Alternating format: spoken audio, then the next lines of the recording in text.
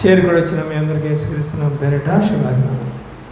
పిల్లరా, ఈ రోజున దేవుడు చెప్పిన పద్ధతి అనుసరించకుండా మానవులు కల్పించిన పద్ధతిని అనుసరిస్తూ ఉన్నారు.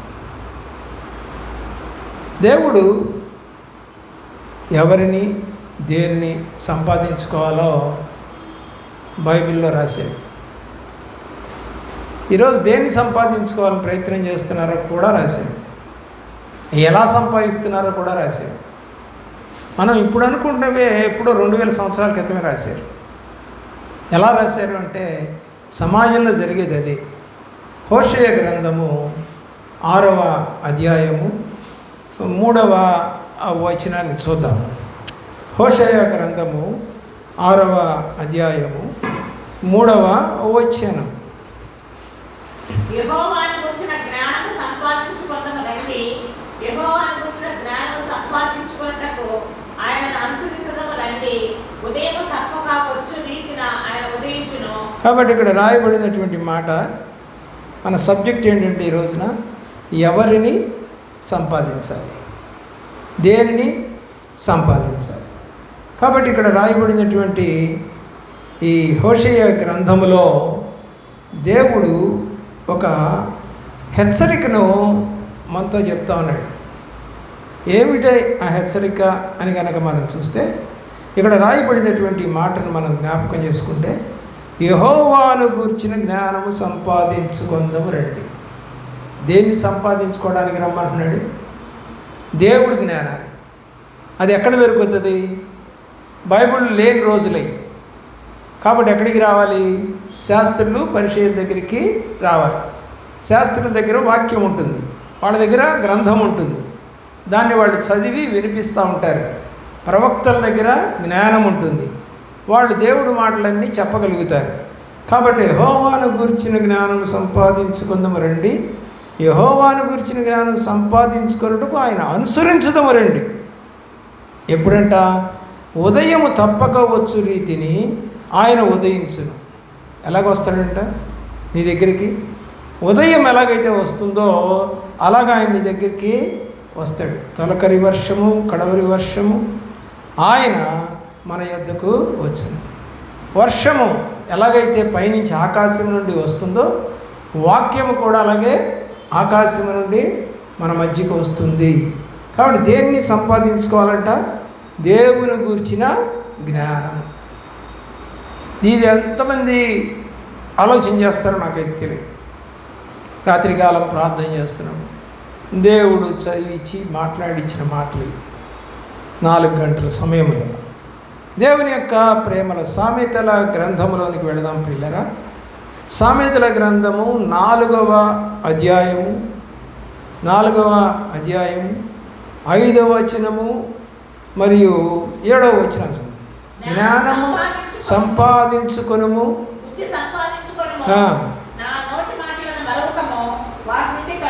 కాబట్టి జ్ఞానం సంపాదించుకోవాలి, బుద్ధి కూడా సంపాదించుకోవాలి. బుద్ధి లేదా నీకని చాలాసార్లు అంటుంటాం మన ఇళ్లలో వాళ్ళని, భర్తని, భార్యని, కొడుకును, కూతుర్లను, కోడళ్ళను, ఎవరినైనా, బయట వాళ్ళని, పక్కన వాళ్ళని, ఏమయ్యా ఆ మాత్రం బుద్ధి లేదు నీకు అంటూ ఉంటారు. కాబట్టి లేకపోతే ఏం చేయాలి? సంపాదించుకోవాలి. దేన్ని సంపాదించాలంటే మొట్టమొదటిగా జ్ఞానం సంపాదించుకోవాలి. అప్పుడు నీకు బుద్ధి అనేది ఎలా ప్రవర్తించాలి అనేది తెలుస్తుంది. జ్ఞానం వస్తే బుద్ధి ఎలా నడవాలో చెప్పుద్ది, జ్ఞానం చెప్పుద్ది. కాబట్టి దేవుడి యొక్క మాటలను మరువకూడదు, వాటి నుండి తొలగిపోకుము. 7వ వచనంలో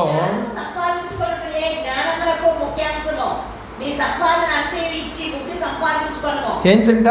ఇక్కడ 2 సార్లు 3 సార్లు సంపాదించుకో అని అంటుంది. జ్ఞానము సంపాదించుకొనుట ఏ జ్ఞానమునకు ముఖ్యాంశము. నీ సంపాదన అంతా ఇచ్చి బుద్ధి సంపాదించుకున్నాను.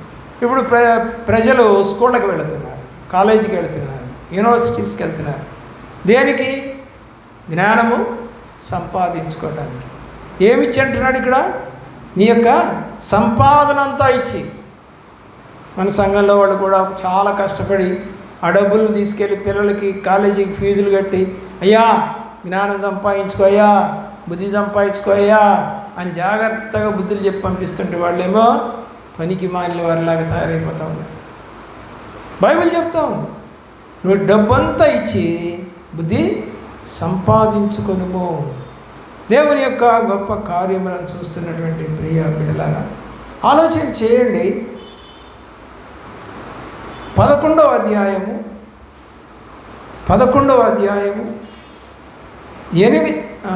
18వ వచనానికి రండి. 18వ వచనం. చాలు చాలు. ఎవరి సంపాదన మోసం చేస్తుంది? భక్తిహీనుని యొక్క సంపాదన. అంటే దేవుడే లేడు, డబ్బే దేవుడు, లోకమే సర్వస్వం, తిండే పరలోకం అని అనుకునేవాళ్ళు చాలామంది ఉంటారు. మరి వాక్యం అయితే చెప్తుంది, వాడెవరు? భక్తిహీనుడు.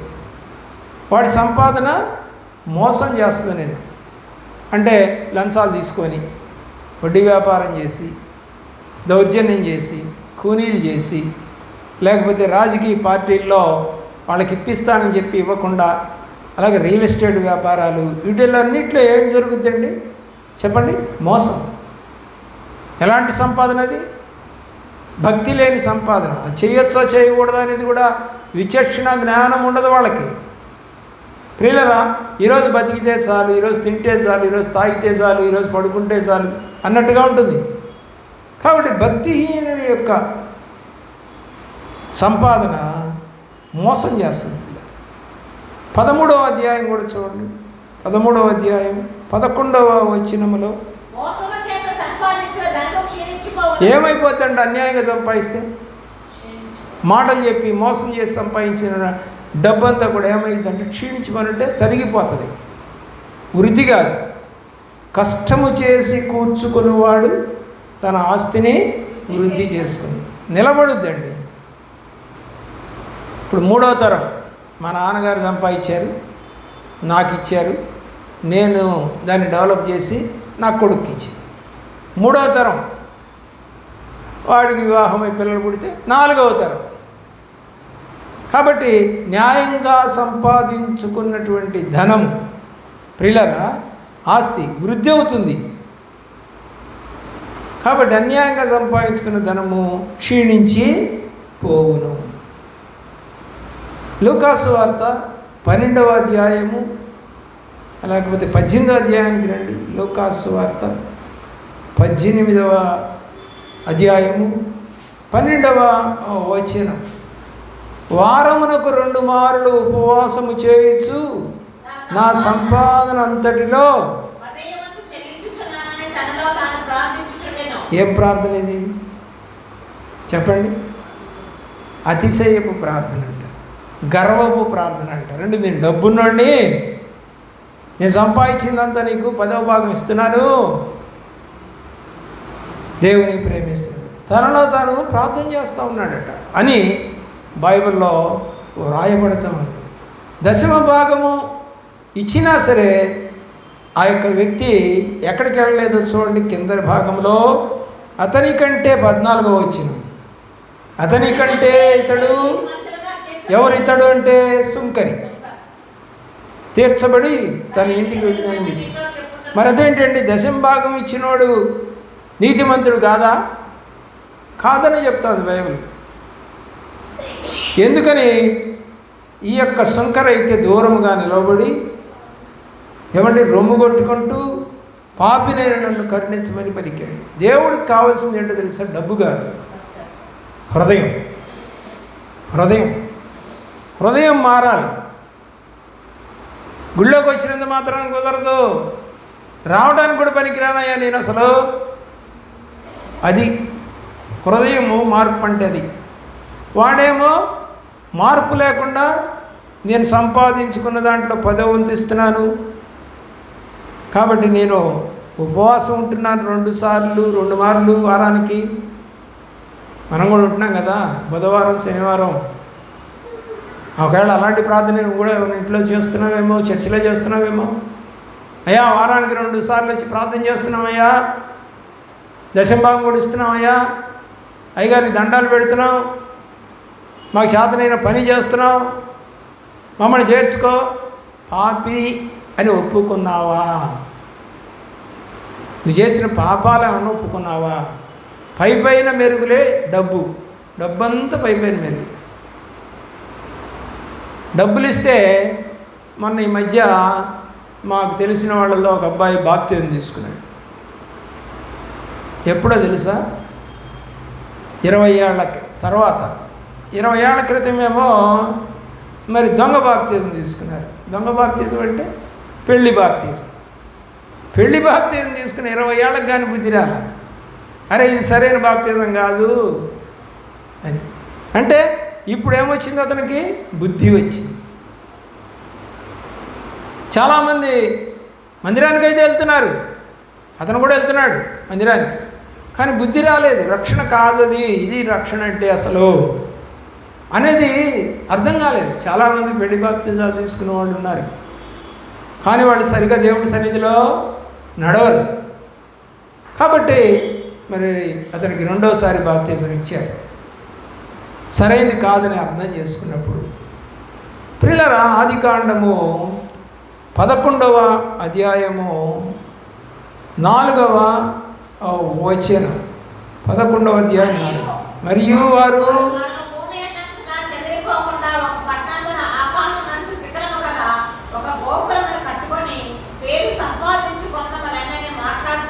దేనికోసం అంటే ఇవి కట్టేది పెద్ద అపార్ట్మెంట్ లాంటిది కట్టాలనుకుంటున్నారంట. దాని పేరు బాబేలు. గోపురం పెద్దది. అందరు ఎక్కడికి పోకూడదు, 50 కుటుంబాల వాళ్ళు ఇక్కడే ఉందాం, పెద్ద బిల్డింగ్ కట్టుకుందాం.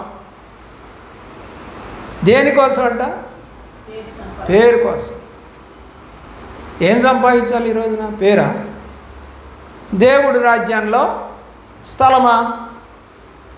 ఈ రోజున పేరు సంపాదించుకోవడానికి రకరకాల ప్లాన్లు వేస్తాం. మనం మోసాలు చేస్తాం, అన్యాయాలు చేస్తాం, అక్రమాలు చేస్తాం. నీతిగా సంపాదించుకునేవాడు కనపట్టల్లా. ఏదో ఒక రకంగా అన్యాయంగా సంపాదించేసేయాలి, పేరు తెచ్చుకోవాలి, భేష అనిపించుకోవాలనుకుంటున్నారు. కానీ దేవుడికి కోపం వచ్చింది. ఏమని అంటున్నాడంటే 7వ వచనం, మనము దిగిపోయి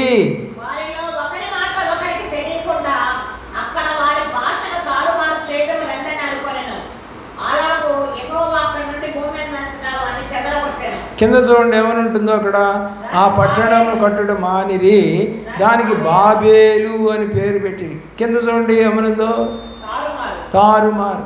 బాబేలు అంటే చెదరగొట్టేసి. ఏం సంపాదించుకోవాలనుకుంటున్నారండి? పేరా? పేరు సంపాదించుకోవాలనుకొని దేవుడి మాట వినకుండా చేస్తూ ఉన్నారు. ప్రియులార, ఆలోచన చేయండి. ఆదికాండములోనే 27వ అధ్యాయానికి రండి. 27వ అధ్యాయంలో 24వ వచనం. 24వ వచనం.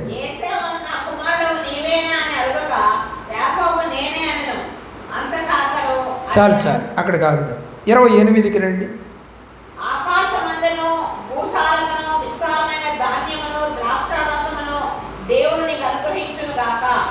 జనములు నీకు దాసులగుదురు,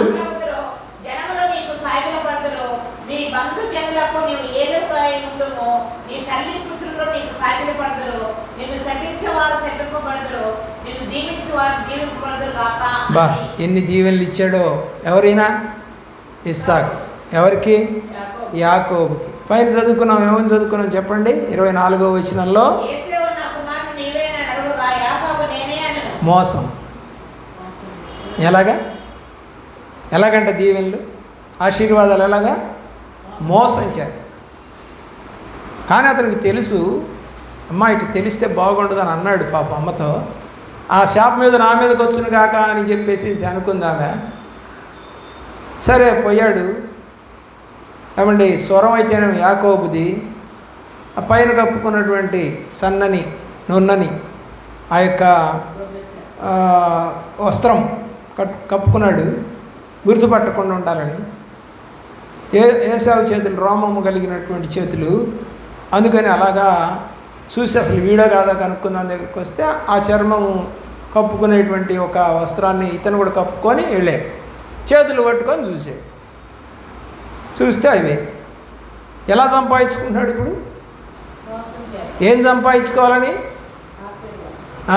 దీవెనలు, అన్యాయపుగా దీవెనలు సంపాదించుకోవాలి. ఒక ఆమె రోడ్డు మీద పక్కన ఇల్లు వేసుకుందంట. సరే గవర్నమెంట్ వాళ్ళు ఆ ఇల్లు తీసేస్తే అయ్యా నేనట్ట బతికేది అందంట. సరే నాకు ఒక ఇల్లు ఇచ్చారంట. అది మూడేళ్ళు తిరిగేసరికి దాన్ని అమ్మేసుకుంది, ఇంకో చోట గుడిసేసుకుందంట.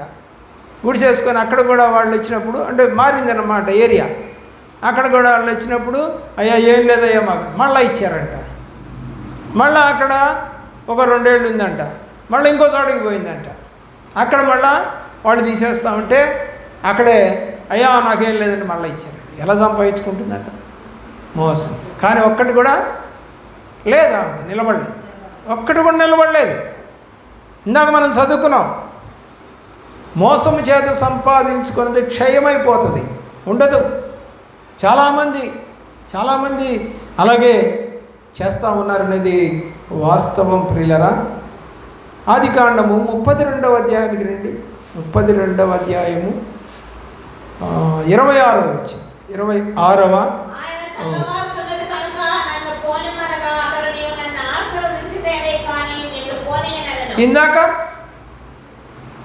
ఇందాకండి నన్ను పోనీయమని ఇక్కడైతే అడుగుతున్నాడు దేవదూత.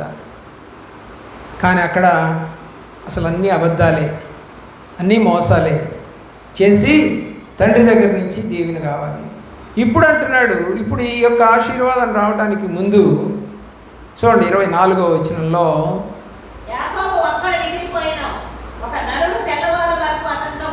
ఎప్పుడండి? రాత్రి అంతా కూడా నాన్న దగ్గరికి పోయినప్పుడు కాసేపు, ఎంత, ఒక పావు గంట లేదా ఒక అరగంట. కానీ ఇప్పుడంట రాత్రి అంతా. కాబట్టి మనకి ఒక పాట ఉంది, ఏమని? రాత్రంతయు శ్రమ పడినా రాలేదు ప్రభు జయము, రహదారులు వెదకినను రాదాయను ఫలము. ఎవరు ప్రేమిస్తున్న పిల్లరా? ఏమండి ఎలాగంట చెప్పండి, ఎలాగా? రాత్రంతయు. మరి ఇతనైతే తండ్రి వద్దకు వెళ్ళినప్పుడు అబద్ధం చెప్పి తీసుకున్నాడు, దీవెనలు సంపాదించుకున్నాడు. కానీ అది నిజమైన సంపాదన కాదని ఏడ్చి ప్రార్థించి, ఏమండి దేవదూతతో పోరాడి యాకోబు కాస్త ఇశ్రాయేలుగా మారి ఆశీర్వాదాన్ని పొందుకున్నటువంటి సందర్భం ఇది. మోసం చేసి తెచ్చుకున్న ఆశీర్వాదాలను ఫలించలేదు అతనికి. తర్వాత అన్నకే భయపడ్డాడు. ఏమన్నాడు వాళ్ళ నాన్నగారు? ఇందాక నువ్వు నీ తల్లి కుమారులకు నువ్వు అధికారిగా ఉన్నట్టుగా ఉంటావని చెప్పాడు. ఇందాక చూడండి 27వ అధ్యాయం, 27వ అధ్యాయంలో మనకి ఈ మాట కనపడింది. నాన్నగారు దీవెనలు ఇచ్చారు కదా, 28, 29, 27లో 28, 29 వచనాల్లో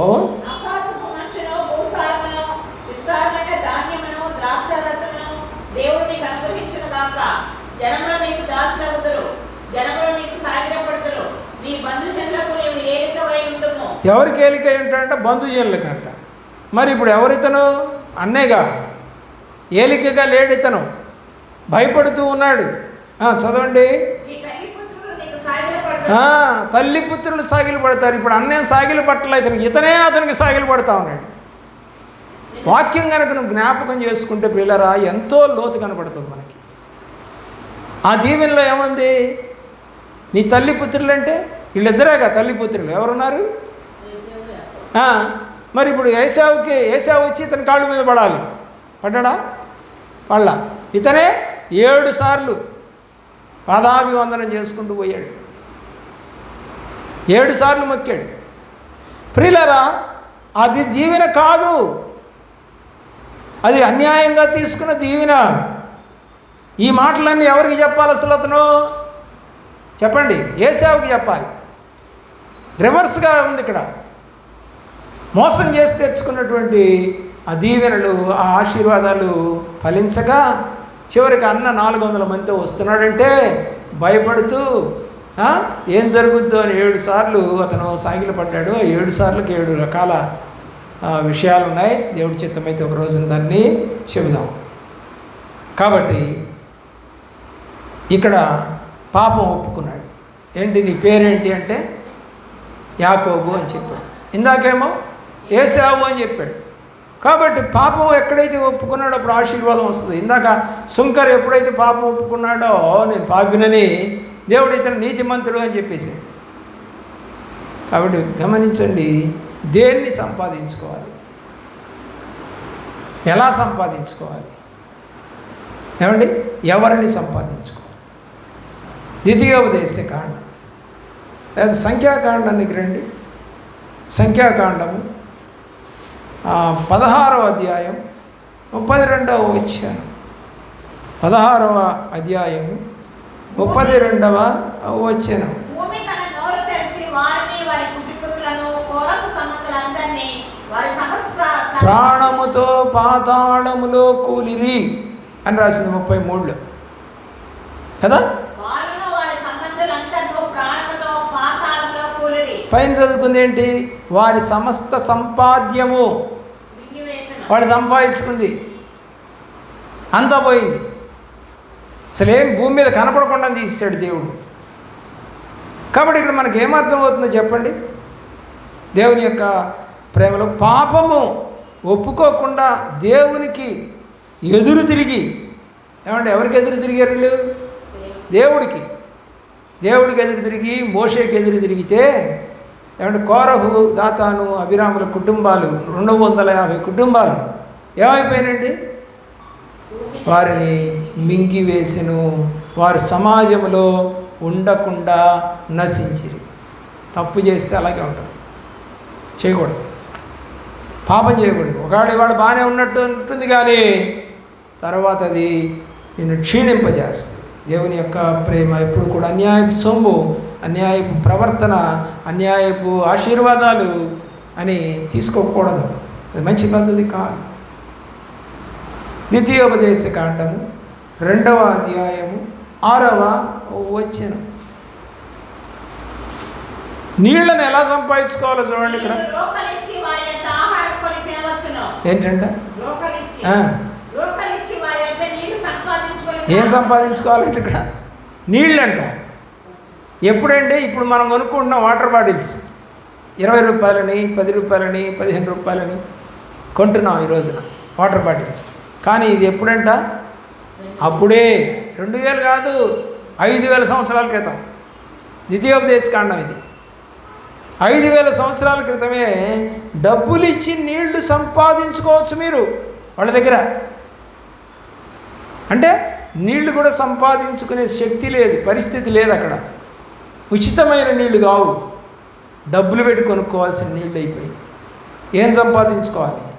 నీళ్ళని సంపాదించుకోవాలి. రూతు గ్రంథం 4వ అధ్యాయం 10వ వచనం. రూతు గ్రంథం 4వ అధ్యాయం 10వ వచనం. మరియు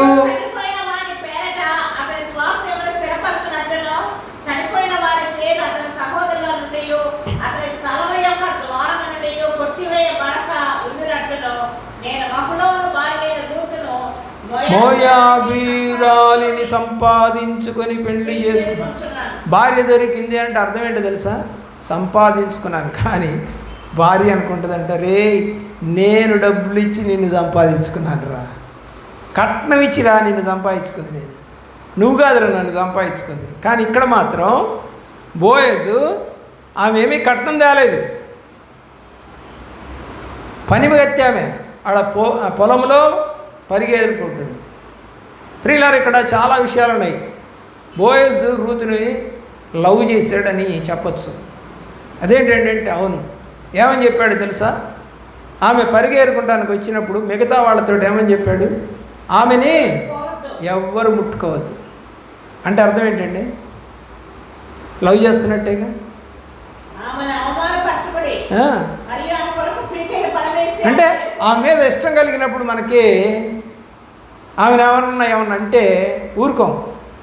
కాబట్టి లవ్ రూతుని బోయజు, అలాగే బోయజుని రూతు ఇద్దరు కూడా లవ్ చేసుకున్నట్టే. ఇక్కడ దేవుని యొక్క ప్రేమలో ఎంత కేరింగ్ అంటే లవర్ మీద ఎక్కువ కేరింగ్ ఉంటుంది మనుషులకి.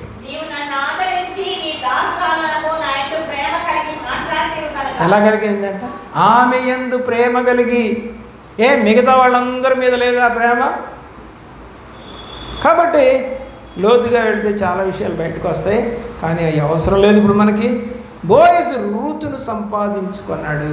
నిజమే, పాత రోజుల్లో మగవాళ్ళే ఓలి ఇచ్చి పెళ్లి చేసుకోవాలి ఆడవాళ్ళకి.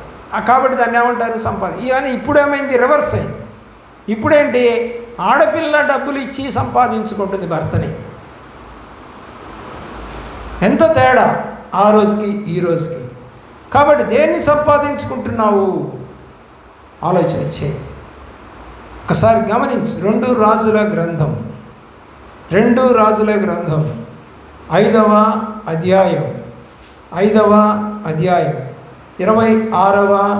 వచనం.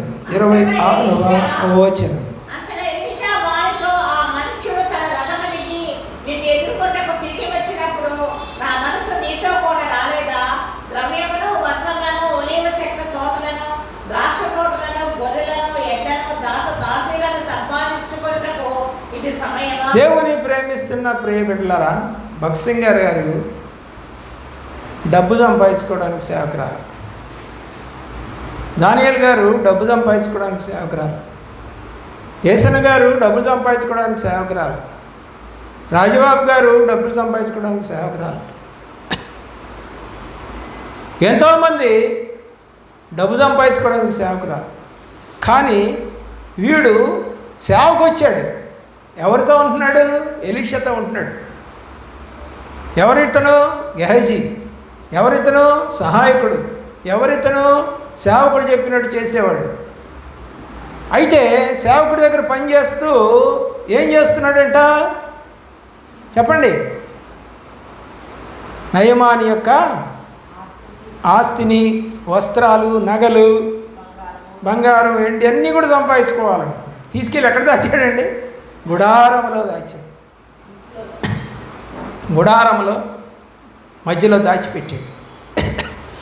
ఆకాను కూడా అంతే. దేవుని ప్రేమిస్తున్న ప్రేమికుడు, దేనికోసం వచ్చావు? సేవ కోసం వచ్చావు. ఈరోజు సేవకులు చాలామంది చూడండి, పోగొట్టుకున్న వాళ్ళ కన్నా సంపాదించుకున్న వాళ్ళు ఎక్కువైపోతా ఉన్నారు. మన దగ్గరికి ఒక 15 ఏళ్ల క్రితం, 20 ఏళ్ల క్రితం, 15 ఏళ్ళు అవుతుంది అనుకుంటాను, ఒక సేవకుడు వచ్చాడు. అయ్యా, మాకు ఒక ఇల్లు లేదు, ఒక చర్చి లేదయ్యా అని చెప్పేసి నా దగ్గర దీనంగా మాట్లాడితే నేనేదో కొంత డబ్బు ఇచ్చి పంపించి,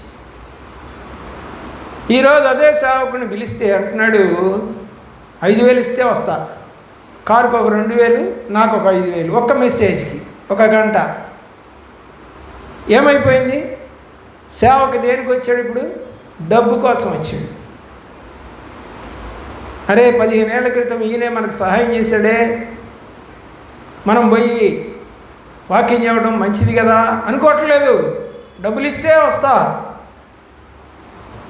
డబ్బు కోసం సేవ చేయడానికి వస్తున్నావు అంటే మనుషులకి నువ్వు ఆత్మీయంగా ఎదిగించి వారిని దేవుళ్ళు నిలబెట్టడానికి రావట్లేదు, నువ్వు బలపరచడానికి రావట్లేదు. నువ్వు నీకేదో వచ్చిన జ్ఞానంతో 4 ముక్కలు చెప్పి,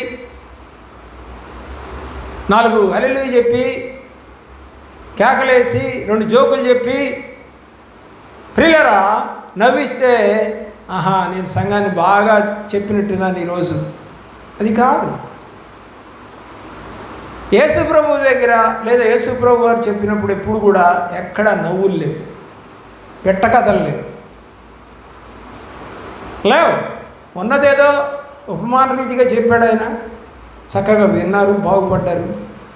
బాగుపడని వాడు బాగుపడలేదు. కాబట్టి సేవకు వచ్చిన వాడు దేన్ని సంపాదించుకోవాలి? ఎలీషా దేన్ని సంపాదించుకున్నాడు? 2 ఆత్మని. మరి ఇతనేం సంపాదించుకున్నాడు? కింద భాగం. చివరిలో. కాబట్టి నయమానునకు కలిగిన కుష్టు నీకును నీ సంతతికి సర్వకాలం ఏం సంపాదించుకున్నాడు? కుష్టు సంపాదించు. ఆత్మను సంపాదించుకోవలసినటువంటి సేవకుడి దగ్గర పనిచేసేటువంటి చిన్న సేవకుడు నిజంగా ఆయన్ని ఏలియాని వెంబడించినట్టు ఇతను కూడా వెంబడించుంటే ఇతనికి 3 ఆత్మ వచ్చేదేమో మనకు తెలియదు.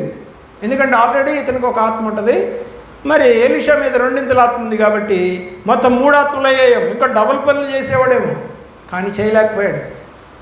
కారణం ఏంటంటే లోకాశ, శరీరాశ, నేత్రాశ. ఈ 3 అతను ఏం చేసినాయి?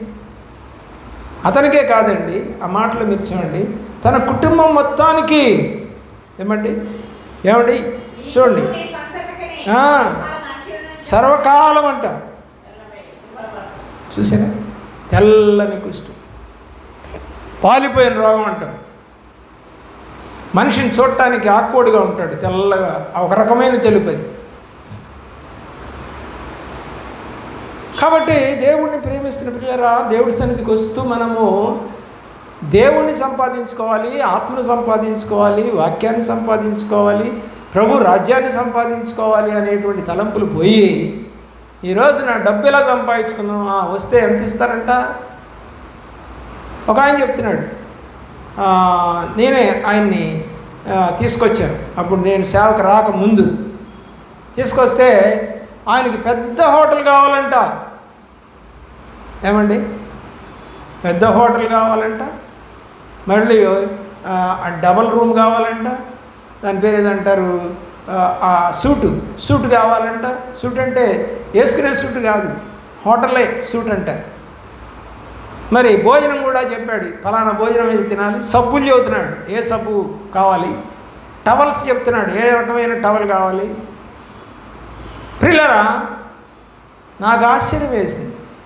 దేవుడైతే ఒక వాక్యం చెప్పాడు, ఏమనంటే, మీరు ఎవరైనా ఇంటికి వెళితే వారు మీకు ఏది పెడితే, మీ ముందు ఏది పెడితే దాన్ని తినండి అని దేవుడు వాక్యం చెప్తాను. ఈరోజున గొంతెమ్మ కోరికలు, ఒకవేళ వాళ్ళు పెట్టింది నీకు పడదు అని అనుకుంటే వదిలేయి. ఒక పూట భోజనం మానేస్తే చచ్చిపోవుగా. ఉపవాసం ఉన్నాను అనుకో దేవుడి కోసం, నువ్వు ఆర్డర్ పాస్ చేసి ఫలానాది వండాలి. మొన్న ఒకసారి నేను మందిర ప్రతిష్టకి వెళ్ళా, తెనాల దగ్గర వెళ్తే అతను చెప్తున్నాడు, నాకు మజ్జా కావాలండి అన్నాడు. ఏమంటే స్ప్రైట్ ఉందంట, కోకోకోలా ఉందంట, 7up ఉందంట, అది లిమకా ఉందంట. అంటే కాదండి, నాకు మజా అంటే ఇష్టమండి. మాజా కావాలండి మాకు. వారు నాయన విజయవాడ పోయి తీసుకొచ్చారండి పాప. విజయవాడ మరి ఎక్కడికో పోయారు. అది తెచ్చిందాక అతను తాగలేదండి. ప్రియులర్ ఆలోచించి, అక్కడ పాపం వాళ్ళకేం ఏసీలు లేవు, మామూలు ఇల్లే. అయితే మేమేదో ఇద్దరం వచ్చాము, అప్పటికి 2 సేవకులం. ఆ ఫ్యాన్ కింద కూర్చున్నాం కాసేపు. సరే, ఆయన వచ్చి అంటాడు, ఆ మందిర ప్రతిష్ట చేసడానికి వచ్చినటువంటి ఆయన్ని తీసుకొచ్చినటువంటి ఆ సేవకుడు అంటాడు, అయ్యగారు కొంచెం బయటికి వెళ్తారా మీరు కొంచెం సేపు? పెద్దయ్య గారు వచ్చారు. అంటే పెద్దయ్య గారు వస్తే ముందు వచ్చినటువంటి వాళ్ళని ఫ్యాన్ కింద నుంచి తీసేసి ఆ పెద్దయ్య గారికి ఇవ్వాలి. ఈ రోజున సేవ ఎలా తయారైపోయిందంటే, ఒక రాజకీయ నాయకుల్లాగా, ఒక సెలబ్రిటీ లాగా, ఒక సినిమా యాక్టర్ లాగా, లేదా ఒక దందా చేసే కూలీకోరు నాయకుల్లాగా మారిపోయారండి. ఏమండి, మా పక్కన కూర్చోకూడదు ఆయన అన్నా. నేను బయటకు వస్తూ ఆయనతో అన్నా, ఏమండి మేము కూర్చోకూడదు అక్కడ. ఒకప్పుడు మాలాగానే ఆయన కూడా సేవకుడే కదా. కానీ ఈ రోజున చాలా మార్పు అండి. దేన్ని సంపాదించుకుంటున్నావు? దేవుని ప్రేమలో ప్రియులరా ఆలోచించండి. దినవృత్తాంతాల మొదటి గ్రంథం 29వ అధ్యాయం 23వ వచనం. మొదటి దినవృత్తాంతాల గ్రంథం. అప్పుడు సొలొమోను తన తండ్రి అయిన దావీదుకు మారుగా యెహోవా ఇశ్రాయేలు అందరూ అతని ఆజ్ఞకు బద్దులై ఉండేవి. అధిపతులందరూ యోధులందరితో రాజైన దావీదు కుమారులందరూ రాజైన సొలొమోనుకు లోబడిరి. యెహోవా సొలొమోను ఇశ్రాయేలు అందరి ఎదుటను బహుగా ఘనపరిచి అతనికి ముందుగా ఇశ్రాయేలు ఎదుట ఏ రాజు 28 చదవండి. 28 అతడు వృద్ధాప్యం వచ్చిన వాడై ఐశ్వర్య ప్రభావమును కలిగి మంచి ముదిమిలో వరముందెను. అతని తరువాత అతని కుమారుడైన సొలొమోను అతనికి మారుగా రాజు అయ్యెను. ఇప్పుడు సొలొమోను దేన్ని సంపాదించుకున్నాడు? దేవుని యొక్క రాజ్యమా? కాదు, లోక సంబంధమైన రాజ్యాన్ని తండ్రి వద్ద నుంచి సంపాదించుకున్నాడు. ఇతనికి ఏమైనా టాలెంట్స్ ఉన్నాయా? ఏమీ లేవు. బాలుడు, టాలెంట్స్ ఏం లేవు. రాజుల మొదటి గ్రంథంలో కుమారుడికి దావీదు చెబుతా ఉన్నటువంటి మాటలు 2వ వచనం, లోకులందరూ పోవలసిన మార్గమును నేను పోవుచున్నాను, కాబట్టి నీవు ధైర్యము తెచ్చుకొని నిబ్బరము కలిగి నీ దేవుడైన యెహోవా అప్పగించిన దాన్ని కాపాడి ఆయన మార్గమును అనుసరించిన ఎడల నీవు ఏ పని పూనుకొనినను ఎక్కడ తిరిగినను అన్నిటిలో వివేకముగా నడుచుకొందువు. మోషే ధర్మశాస్త్రములో వ్రాయబడి ఉన్న దేవుని కట్టడలను ఆయన నియమించిన ధర్మమంతటిని ఆయన న్యాయ విధులను శాసనములు గైకో. అతను ఎప్పటిదాకా చేయలేదు ఆ పని. నాయనా, నువ్వు ఎలా ఉంటే ఎలా చేస్తే అనే విషయాలన్నీ తండ్రి కుమారుడికి చెప్తా ఉన్నాడు. కాబట్టి రాజ్యాన్ని సంపాదించుకున్నాడు, మంచిదే. చూడండి, దేవుని యొక్క ప్రేమలో 29వ అధ్యాయంలోనే దినవృత్తాంతాలు మొదటి గ్రంథంలో 29వ అధ్యాయము 2-3 వచనాలు చూడండి. 2-3 వచనాలు. నేను బహుగా ప్రయాసపడి నా దేవుని మందిరమునకు కావాల్సిన బంగారపు పనికి బంగారమును, వెండి పనికి వెండిని, ఇత్తడి పనికి ఇత్తడిని, ఇనుప పనికి ఇనుమును, కర్ర పనికి కర్రలను, గోమేదకపు రాళ్లను, చెక్కుడు రాళ్లను, వింతైన వర్ణములు గల పలు విధముల రాళ్లను, మిక్కిలి వెలగల నానావిధ రత్నములను, తెల్ల చలువ రాయి విశేషముగా సంపాదించితిని. ఏం సంపాదించాడు? దేనికోసం సంపాదించాడు అంటాడు? ఇవన్నీ మందిరం కోసం. మరి మనమేం దేనికోసం సంపాదిస్తున్నాం? ఒక నాయుడుపేట అనే నేను ప్రాంతానికి వెళ్ళినప్పుడు అక్కడ ఉపవాస ప్రార్థనకి వెళ్ళారు. All night prayer. దేవుని ప్రేమిస్తున్న ప్రియబిడ్డలారా, ప్రార్థన అయిపోయింది, పాటలు అయిపోయాయి. ఇక వాక్యంలోకి వచ్చాను. వాక్యంలోకి వచ్చి రోమాపత్రిక 12వ అధ్యాయం 3వ వచనం 1-2 వచనాలు నేను వాక్య సందేశానికి తీసుకున్నాను. చూడండి, రోమాపత్రిక 12వ అధ్యాయము 1-2 వచనాలు. మరి అక్కడ ఉన్నటువంటి ఒక ఆమె ఆ మాటలు, కాబట్టి సహోదరులారా, పరిశుద్ధమును దేవునికి అనుకూలమైన సజీవ యాగముగా మీ శరీరములను ఆయనకు సమర్పించుకొనుడని దేవుని వాత్సల్యమును బట్టి మిమ్మల్ని బతిమాలుకొంచున్నాను. ఇట్టి సేవ మీకు యుక్తమైనది. మీరు ఈ లోక మర్యాదను అనుసరింపక ఉత్తమమును అనుకూలమును సంపూర్ణమునై ఉన్న దేవుని చిత్తమేదో పరీక్షించి తెలుసుకున్నట్లు మీ మనస్సు మారి నూతనముల వలన రూపాంతరము పొందుడి. ఇదండి సబ్జెక్టు నాది. సరే, కొంచెం వివరణ ఇచ్చాను దాని గురించి. మరి అక్కడ ఉన్నటువంటి వాళ్ళలో ఒక మధ్య వయస్కురాలు, ఒక 45-50 ఏళ్ళు ఉంటాయేమో, ఉద్యోగం చేస్తాడు. ఆమె డైరెక్ట్గా లేచి నించొని ఏడుస్తూ ఉంది. ఏమని రాసిందండి? మీ శరీరములను సజీవ యాగముగా దేవునికి సమర్పించుకోండి అని రాయబడింది. ఆ మాట ఆమెకి బాగా తట్టింది.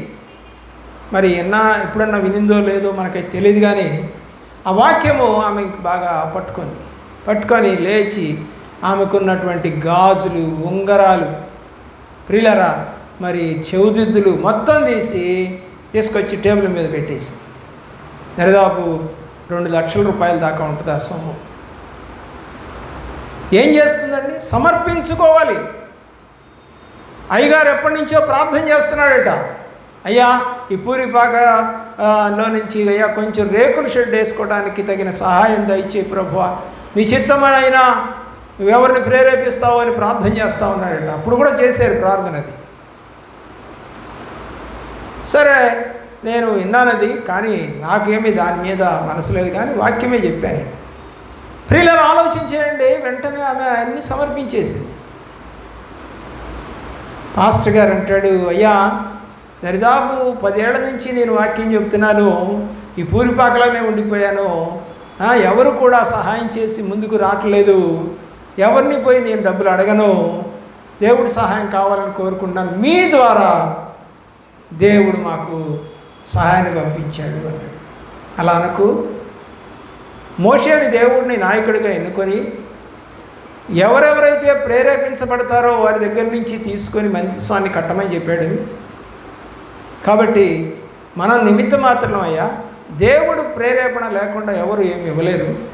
కాబట్టి ఆమెకు వాక్యం తగిలింది, ఆమె రక్షణ పొందిన బిడ్డ కాబట్టి ఇన్నాళ్ళకి ఆమెకి మారు మనసు వచ్చి ఇదిగో ఈ మందిరంకి నేను ఇస్తానని చెప్పి సమర్పణ చేసుకుంది. ఇక్కడ దావీదు రాజు, సొలొమోను రాజులు ఏం చేశారంటే దేవుని పని కొరకు ఏమేమి సంపాదించారండి? బంగారం, వెండి, రాగి, ఇత్తడి, అలాగే కొయ్య, ఏమండి ఇనుము, ఇవన్నీ కూడా సంపాదించారంట. అవన్నీ కొనాలంటే ఎంత అవుతుంది? మనం మందిరం కట్టేటప్పుడు స్లాబ్ వేయాలంటే 5 లక్షలు అన్నాడు. స్లాబ్కి 5 లక్షలు అంట. ఆలోచించేయండి, ఇంకేం కడతామండి?